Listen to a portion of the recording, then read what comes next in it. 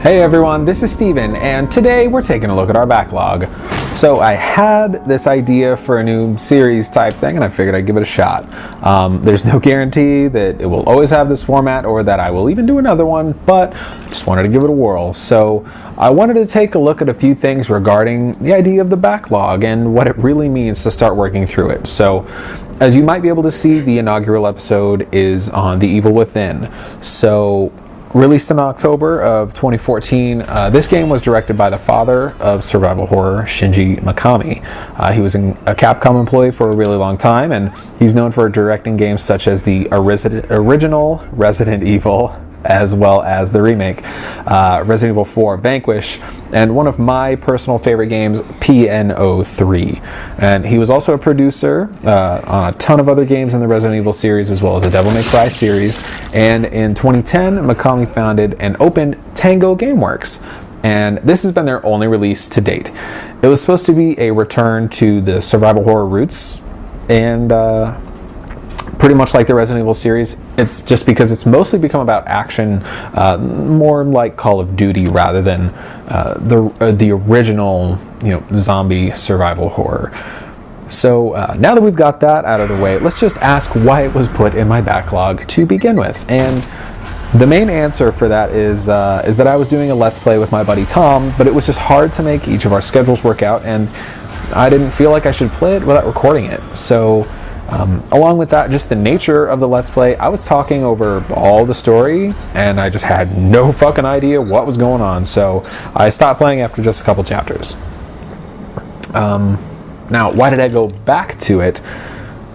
Basically, I was bored, so I just haven't really been that interested in a bunch of games that are coming out lately. That's just not really suiting my fancy, and I've got this large backlog, and I figured I already spent the money, but on top of that, I really like Shinji Mikami. So I love a lot of the games that he's done. So Resident Evil 4, I think, is just an absolute classic, as well as Resident Evil, and the remake, so good. Like I said, PNO3 is one of my favorite games ever. A lot of people hate it, but I really like it. But this is supposed to be kind of a hybrid of Resident Evil 1 and 4, so I love those games so much. I just had to check this out, and I really had to give it an honest shot. So am I happy that I finally went back to go play The Evil Within?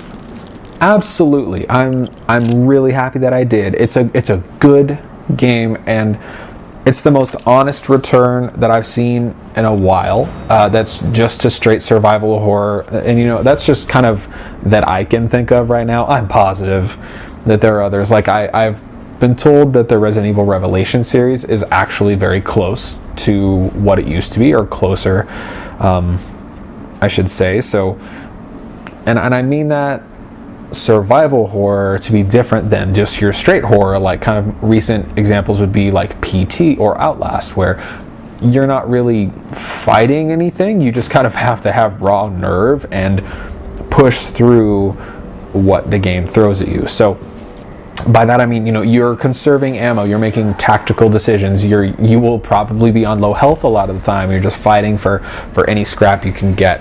And it is nice to have this feeling back again, but being kind of a hybrid between those two, it is a bit on the actiony side.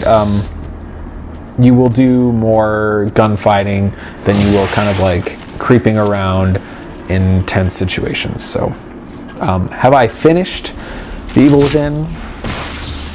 No, I have not. Will I finish The Evil Within? I don't know.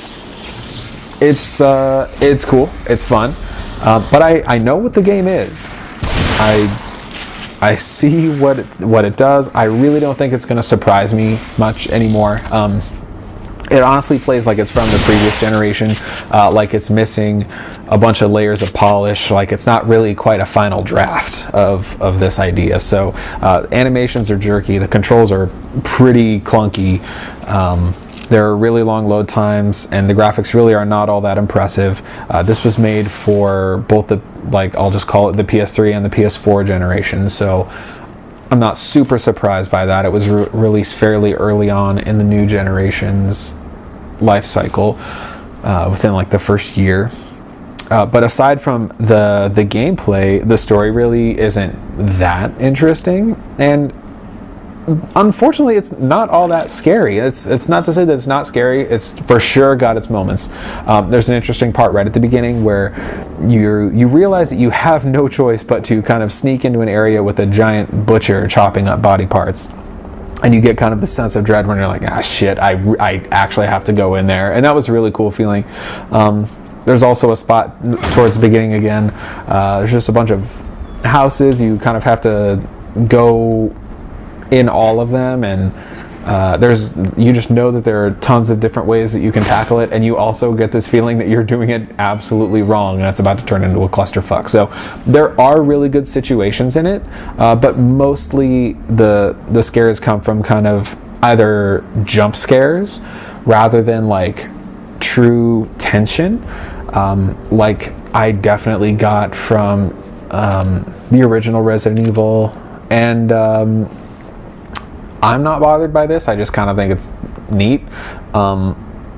But I think they were looking for a lot of the scares to come from character designs, to come from level designs, to come from the fact that it's just like weird. But it's not necessarily scary to me.